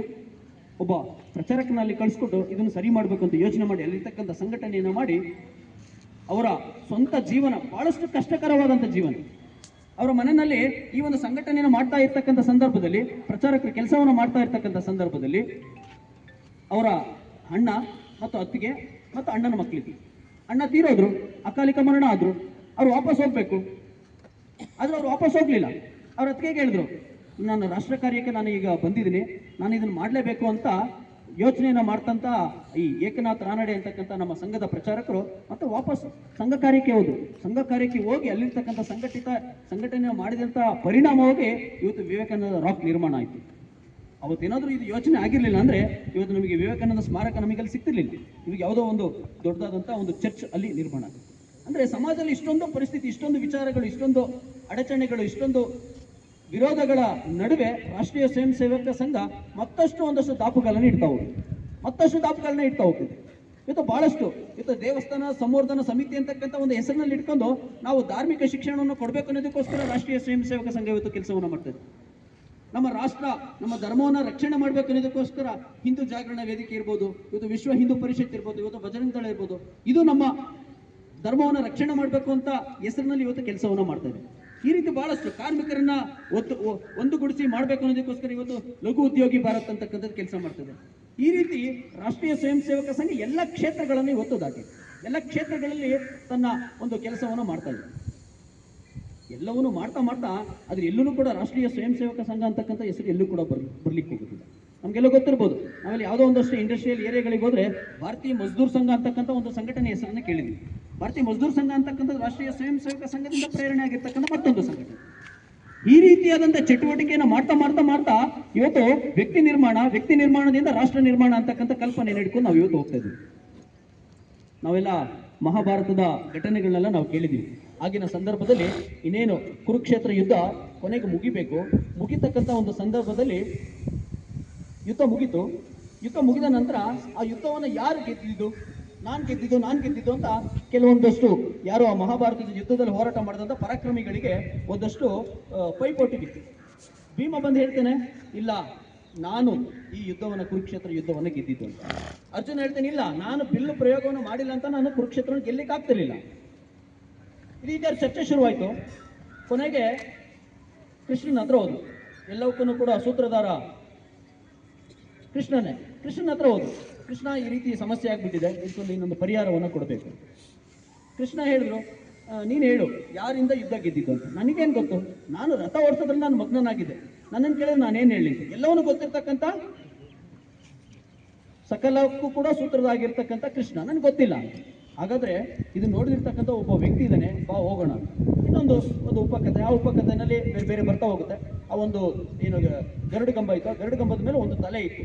ಆ ತಲೆ ಕೃಷ್ಣನ ಬೇಡ್ಕೊಳ್ಳುತ್ತೆ, ನಾನೆಂತೂ ಇದ್ದು ಈ ಯುದ್ಧವನ್ನು ನೋಡ್ಲಿಕ್ಕಾಗಿಲ್ಲ, ಅಟ್ಲೀಸ್ಟ್ ನನ್ನ ತಲೆ ಅಲ್ಲಿರುತ್ತೆ, ಅದನ್ನಕ್ಕ ನನಗೆ ಅನು ಮಾಡಿಕೊಡು, ನಾನು ಈ ಯುದ್ಧವನ್ನು ನೋಡಬೇಕು ಅಂತ. ಆ ಯುದ್ಧವನ್ನು ನೋಡ್ತಾ ಇರ್ತಕ್ಕಂಥ ಒಂದು ವ್ಯಕ್ತಿ ಇದ್ದ. ಆ ವ್ಯಕ್ತಿ ಹತ್ರ ಹೋದ್ರು, ನೋಡು ಈ ಸಂಪೂರ್ಣ ಯುದ್ಧವನ್ನು ನೀನು ನೋಡಿದ್ಯಾ, ಈ ಯುದ್ಧವನ್ನ ಯಾರು ಗೆಲ್ಲಿಸಿದ್ದು?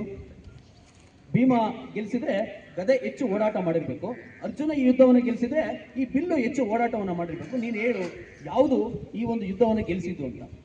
ಆಗ ಸಂಪೂರ್ಣ ಕುರುಕ್ಷೇತ್ರ ಯುದ್ಧವನ್ನು ನೋಡಿದಂತಹ ಆ ತಲೆ ಹೇಳುತ್ತೆ, ನಾನು ಸಂಪೂರ್ಣ ಯುದ್ಧವನ್ನು ನೋಡಿದೆ, ಪ್ರಾರಂಭದಿಂದ ಕೊನೆಯ ತನಕ ಯುದ್ಧವನ್ನು ನೋಡಿದೆ, ಆದರೆ ನನಗೆ ಯಾವುದೇ ಬಿಲ್ಲುಗಳು ಕಾಣಿಸ್ಲಿಲ್ಲ, ಯಾವುದೇ ಗದೆಗಳು ಕಾಣಿಸ್ಲಿಲ್ಲ, ಆದರೆ ಇಲ್ಲಿ ಯಾವಾಗಲೂ ಒಂದು ಸುದರ್ಶನ ಚಕ್ರ ಸುತ್ತಾ ಇತ್ತು, ಆ ಸುದರ್ಶನ ಚಕ್ರ ಮಾತ್ರ ನನಗೆ ಕಾಣಿಸ್ತಿತ್ತು. ಅವಾಗ ಇವರಿಬ್ಬರಿಗೂ ಅರ್ಥ ಆಯ್ತು, ಅಂದರೆ ನನ್ನ ಕಾರಣದಿಂದ ಆಗಲ್ಲ, ನನ್ನ ನಿಮಿತ್ತ ಇದೆ ಅಷ್ಟೇ, ನನ್ನ ನಿಮಿತ್ತವಾಗಿ ಇದು ಕೆಲಸಗಳಾಗಿದೆ. ಅಂದರೆ ಇದೆಲ್ಲವಕ್ಕೂ ಕಾರಣ ಯಾರು? ಶ್ರೀಕೃಷ್ಣ ಪರಮಾತ್ಮನ ಇದೆಲ್ಲವಕ್ಕೂ ಕೆಲಸ, ಇದೆಲ್ಲವಕ್ಕೂ ಕಾರಣ. ಅವನು ಯೋಚನೆ ಮಾಡಿದ, ಅರ್ಜುನನಿಗೆ ಬಹಳಷ್ಟು ಹಿಂದೆನೇ ಹೇಳಿದ, ನೋಡು ನಿನ್ನಿಂದ ಈ ಕಾರ್ಯ ಆಗಬೇಕು, ಈ ಕಾರ್ಯ ಆಗಬೇಕು ಅನ್ನೋದಕ್ಕೋಸ್ಕರ ನಿನ್ನನ್ನು ನಾನು ನೇಮಿಸಿದ್ದೀನಿ, ನೀನು ಮಾಡೋಕ್ಕಾಗಿಲ್ಲ ಅಂತಂದರೆ ನೋಡಿ ಈಗಾಗಲೇ ಏನೇನಾಗಬೇಕು ಎಲ್ಲ ಆಗೋಗಿದೆ, ವಿಶ್ವರೂಪ ದರ್ಶನ ಆಯಿತು, ನೀನು ಮಾಡಿಲ್ಲ ಅಂತಂದ್ರೆ ಈ ಕೆಲಸ ಆಗೇ ಆಗುತ್ತೆ, ಆದರೆ ನೀನು ಇದಕ್ಕೊಂದು ಟೂಲ್ ಇದೆ, ನಿನ್ನಿಂದ ಆಗ್ಬೇಕು ಅನ್ನೋದಕ್ಕೋಸ್ಕರ. ಅವಾಗ ಅವನಿಗೆ ಜ್ಞಾನೋದಯ ಆಗಿ ಯುದ್ಧಕ್ಕೆ ಮಗ್ನರಾಗ್ತಾನೆ. ಇವರಿಬ್ಬರಿಗೂ ಅರ್ಥ ಆಯಿತು, ನನ್ನಿಂದ ಆಗಿರೋದಲ್ಲ, ಈ ಸುದರ್ಶನ ಚಕ್ರದಿಂದ ಅಂತ. ಇವತ್ತು ಸಮಾಜದಲ್ಲಿ ಬಹಳಷ್ಟು ಬದಲಾವಣೆಗಳಾಗ್ತಿದೆ, ತುಂಬ ಒಳ್ಳೊಳ್ಳೆ ಬದಲಾವಣೆಗಳಾಗ್ತಿದೆ. ಇದೆಲ್ಲಕ್ಕೂ ಮೂಲ ಯಾವುದು ಅಂತ ನಾವು ಹುಡುಕ್ತಾ ಹೋದ್ರೆ ಆ ಮೂಲ ನಮಗೆ ಸಂಘ. ಅದು ನಮಗೆ ಗೊತ್ತಾಗಲ್ಲ. ಅದು ರಾಷ್ಟ್ರೀಯ ಸ್ವಯಂ ಸೇವಕ ಸಂಘದಿಂದ ಇಷ್ಟೊಂದು ಕೆಲಸ ಆಗ್ತದೆ ನಮಗೆ ಗೊತ್ತಾಗಲ್ಲ. ಯಾವುದೋ ಒಬ್ಬ ಇದ್ದಕ್ಕಿದ್ದಂಗೆ ಯಾವುದೋ ಒಂದು ಮೂಲೆಯಲ್ಲಿ ಯಾವುದೋ ಒಂದು ಜಾಗದಲ್ಲಿ ಕೆಲಸ ಮಾಡ್ತಾ ಇರ್ತಕ್ಕಂಥ ಒಬ್ಬ ವ್ಯಕ್ತಿ ಅವನು ಒಂದು ರಾಜ್ಯದ ಮುಖ್ಯಮಂತ್ರಿ ಆಗ್ತಾನೆ, ಅದರ ನಂತರ ಪ್ರಧಾನಮಂತ್ರಿ. ಅವನು ಎಲ್ಲಿದ್ದ ಯಾರಿಗೂ ಗೊತ್ತಿಲ್ಲ, ಭೂಗತ ಆಗಿರ್ತಕ್ಕಂಥ ವ್ಯಕ್ತಿ ಇದ್ದ. ಅವನು ವಾಪಸ್ ಬರ್ತಾನೆ, ಅವನೊಂದಷ್ಟು ಕೆಲಸವನ್ನ ಮಾಡ್ತಾ ಹೋಗ್ತಾನೆ, ಇನ್ಯಾವುದೋ ಒಂದು ಮೂಲೆ ಒಂದು ಸಂಘಟನೆ ಎತ್ಕೊಡ್ತೇನೆ. ಈ ರೀತಿಯಾದಂಥ ಚಟುವಟಿಕೆಯನ್ನು ಮಾಡ್ತಿದ್ದೆ. ಹೇಗಾಗ್ತಿದ್ದೆಲ್ಲ ಇವತ್ತು ಪ್ರತಿನಿತ್ಯ ಮತಾಂತರ ಚಟುವಟಿಕೆಗಳಾಗ್ತದೆ. ಆದರೆ ಪ್ರತಿ ವರ್ಷ ಬೆಂಗಳೂರು ದಕ್ಷಿಣ ಪ್ರಾಂತ, ಕರ್ನಾಟಕ ದಕ್ಷಿಣ ಪ್ರಾಂತದಲ್ಲಿ ನಾವು ಪ್ರತಿ ವರ್ಷ ಸುಮಾರು 4,000ಕ್ಕಿಂತ ಹೆಚ್ಚು ಕುಟುಂಬಗಳನ್ನು ನಾವು ವಾಪಸ್ಸು ನಮ್ಮ ಪುನರ್ ಹಿಂದೂ ಧರ್ಮಕ್ಕೆ ಕರ್ಕೊಬರ್ತಕ್ಕಂಥ ಕೆಲಸವನ್ನು ಇವತ್ತು ರಾಷ್ಟ್ರೀಯ ಸ್ವಯಂ ಸೇವಕ ಸಂಘ ಕೆಲಸ ಮಾಡ್ತೀವಿ. ಅಂದರೆ ಇವತ್ತು ಒಂದು ಸುಂದರವಾದಂಥ ಬದಲಾವಣೆಗಳು ಇವತ್ತು ಆಗ್ತದೆ. ಇದಕ್ಕೆ ಕಾರಣ ಏನಂತಂದರೆ, ಆವಾಗ ವ್ಯಕ್ತಿಗಳು ಸಮಾಜಕ್ಕೋಸ್ಕರ ತಮ್ಮ ಸರ್ವಸ್ವವನ್ನು ಅರ್ಪಣೆ ಮಾಡಿದ್ರು, ಸಮಾಜಕ್ಕೋಸ್ಕರ ತನ್ನ ನಿಸ್ವಾರ್ಥ ಭಾವನೆಯಿಂದ ಕೆಲಸ ಮಾಡ್ಲಿಕ್ಕೆ ಹೋದ್ರು. ಆವಾಗ ನಮಗೆ ಈ ರೀತಿಯಾದಂಥ ಬದಲಾವಣೆಗಳು ಮಾಡಲಿಕ್ಕೆ ಸಾಧ್ಯ. ಈ ರೀತಿ ಸರ್ವವ್ಯಾಪಿ ಮತ್ತು ಸರ್ವಸ್ಪರ್ಶಿ, ಎಲ್ಲ ಜಾಗಕ್ಕೂ ವ್ಯಾಪಿಸಬೇಕು, ಸರ್ವರನ್ನು ಕೂಡ ಸ್ಪರ್ಶಿಸಬೇಕು. ಎಲ್ಲ ವೃತ್ತಿಪರರನ್ನು ನಾವು ಇವತ್ತು ಸ್ಪರ್ಶಿಸ್ತಾ ಇದ್ದೀವಿ, ಎಲ್ಲ ಸಮುದಾಯದವರನ್ನು ನಾವು ಇವತ್ತು ಸ್ಪರ್ಶಿಸ್ತಾ ಇದ್ದೀವಿ. ಎಲ್ಲರೂ ಕೂಡ ನಮ್ಮ ಜೊತೆನಲ್ಲಿ ಬರಬೇಕು, ಎಲ್ಲರ ಜೊತೆ ಸೇರ್ಕೊಂತ ಈ ರಾಷ್ಟ್ರದ ಕೆಲಸವನ್ನು ಮಾಡಬೇಕು. ಈ ಒಂದು ಮುಖೇನವಾಗಿ ರಾಷ್ಟ್ರೀಯ ಸ್ವಯಂ ಸೇವಕ ಸಂಘ 100ನೇ ವರ್ಷದ ನಿಮಿತ್ತವಾಗಿ ಒಂದಷ್ಟು ವಿಷಯಗಳನ್ನು ತಗೊಂಡಿದೆ. ಆ ಒಂದಷ್ಟು ವಿಷಯಗಳನ್ನು ನಾವು ಇಲ್ಲಿರ್ತಕ್ಕಂಥ ಎಲ್ಲ ಸಾರ್ವಜನಿಕರು ಸ್ವಯಂ ಸೇವಕರು ನಾವು ಪಾಲನೆಯನ್ನು ಮಾಡಬೇಕು. ಈ ಒಂದು ದೃಷ್ಟಿಕೋನದಿಂದ ಸ್ವಭಾಷಾ ಮತ್ತು ಸ್ವಭೂಷ, ನಮ್ಮ ಭಾಷೆ, ನಮ್ಮ ಮನೆಗಳಲ್ಲಿ ನಾವು ಬೇರೆ ಭಾಷೆಗಳನ್ನು ಮಾತನಾಡ್ತೀವಿ. ಇಲ್ಲಿರ್ತಕ್ಕಂಥ ಭಾಷೆಗಳೇನಿದೆ, ನಾವು ಮನೆಯಲ್ಲಿ ಮಾಡ್ತಕ್ಕಂಥ ಭಾಷೆಗಳಿದೆ, ಅದರ ಉನ್ನತಿಗೋಸ್ಕರ ನಾವು ಒಂದಷ್ಟು ಕೆಲಸವನ್ನು ಮಾಡಬೇಕು. ಮತ್ತು ಸ್ವಭೂಷ ಅಂದರೆ ನಮ್ಮ ಭೂಷಣ ಇರ್ಬೋದು, ನಮ್ಮ ಪರಂಪರೆ ಇರ್ಬೋದು, ನಮ್ಮ ಮನೆಯಲ್ಲಿ ಇರ್ತಕ್ಕಂಥ ಉಪಾಸನಾ ಪದ್ಧತಿ ಇರ್ಬೋದು. ಒಂದು ಮನೆಯಲ್ಲಿ ಒಂದು ಭಾಷೆ ಮಾತಾಡ್ತಾರೆ, ಇನ್ನೊಂದು ಮನೇಲಿ ಒಂದು ಭಾಷೆ ಮಾತಾಡ್ತಾರೆ. ಒಬ್ಬರು ತುಂಬ ಶ್ರೀಮಂತ ಇರ್ಬೋದು, ಸ್ವಲ್ಪ ಆರ್ಥಿಕವಾಗಿ ಕಡಿಮೆ ಇರ್ಬೋದು.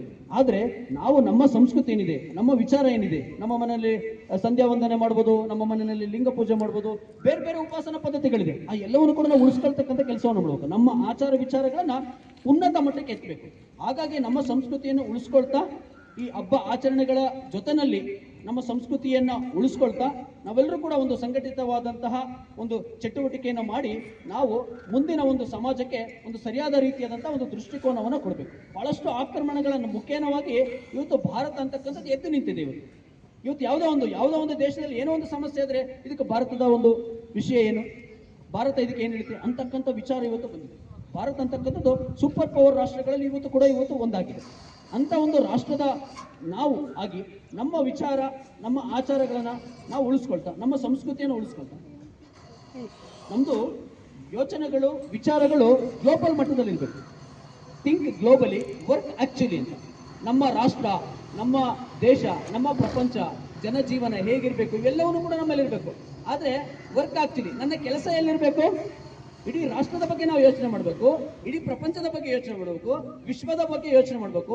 ಯಾವುದೋ ಒಂದು ಫ್ರಾನ್ಸ್ನಲ್ಲಿ, ಯಾವುದೋ ಒಂದು ಇಸ್ರೇಲ್ನಲ್ಲಿ, ಯಾವುದೋ ಒಂದು ಆಸ್ಟ್ರೇಲಿಯಾದಲ್ಲಿ, ಯಾವುದೋ ಒಂದು ಅಮೆರಿಕದಲ್ಲಿ ಅಲ್ಲಿ ಆಗ್ತಕ್ಕಂಥ ಸಮಸ್ಯೆಗಳಿಗೆ ನಮ್ಮ ಪರಿಹಾರ ಏನು, ನಮ್ಮ ಒಂದು ಕಾಂಟ್ರಿಬ್ಯೂಷನ್ ಏನು ಅಂತಕ್ಕಂಥದ್ದು ಯೋಚನೆ ಮಾಡಬೇಕು. ಆದರೆ ನನ್ನ ಕೆಲಸ ಎಲ್ಲಿರಬೇಕು? ವರ್ಕ್ ಆ್ಯಕ್ಚುಲಿ ನಾವು ವರ್ಕ್ ಮಾಡಬೇಕಾದ್ರೆ ಲೋಕಲಿ ವರ್ಕ್ ಮಾಡಬೇಕು. ಎಲ್ಲಿ ವರ್ಕ್ ಮಾಡಬೇಕು? ನಾವು ನಮ್ಮ ಎಲೆಕ್ಟ್ರಾನಿಕ್ ಸಿಟಿನಲ್ಲಿ ಕೆಲಸ ಮಾಡಬೇಕು, ನಮ್ಮ ಇದೇ ಟೋಗರ್ನಲ್ಲಿ ನಾವು ಕೆಲಸ ಮಾಡಬೇಕು, ನಾವು ಇದೇ GTR ಲೇಔಟ್ನಲ್ಲಿ ನಾವು ಕೆಲಸ ಮಾಡಬೇಕು. ಆವಾಗ ಮಾಡಿದಾಗ ನಾವು ಈ ಒಂದು ಸಂಘಟನೆಯನ್ನು ಮಾಡಲಿಕ್ಕೆ ಸಾಧ್ಯ. ಈ ರೀತಿಯಾದಂಥ ವ್ಯಕ್ತಿ ನಿರ್ಮಾಣವನ್ನು ಮಾಡ್ತಾ ನಾವು ರಾಷ್ಟ್ರ ನಿರ್ಮಾಣದ ಕಲ್ಪನೆಯನ್ನು ನಾವು ಇವತ್ತು ಮಾಡ್ತಾ ಇದ್ದೀವಿ.